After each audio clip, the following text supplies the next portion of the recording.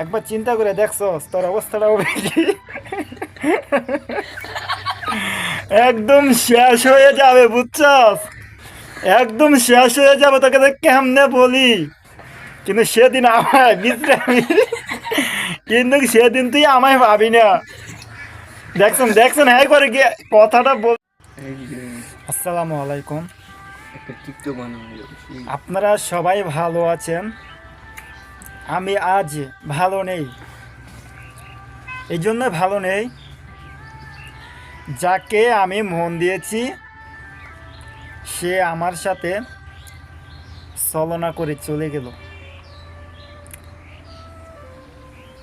তুই একদিন বুঝবি, হয়তোবা আমি তোর আশেপাশে থাকবো না, কিন্তু সেদিন আমাকে তুই অনেক মিস করবি, কিন্তু আমাকে তুই সেদিন খুঁজে পাবি না।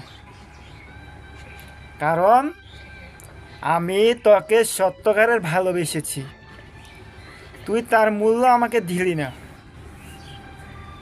কিন্তু আমি যদি তোর সত্যকারের ভালোবেসেছি, তুই যার সাথে চলে গেছস হয়তো এমনও হতে পারে ঠকবাস।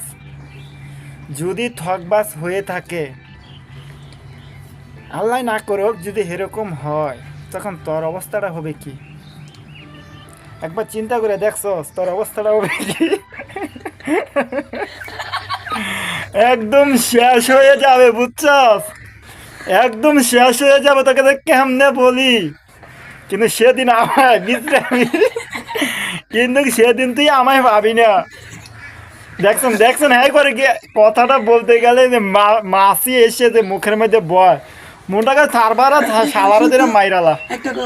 এখানে কথা বলতাম আইছি, গন্ধ এখানে কিছুক্ষণ আগে যে হ্যাঁ ডিস্টার্ব করছে, এখন ডিস্টার্ব বলতে গেলে আমার মাসি মাসি এসে মুখের মধ্যে বসে কথার মধ্যে ডিস্টার্ব দিয়ে দেয়।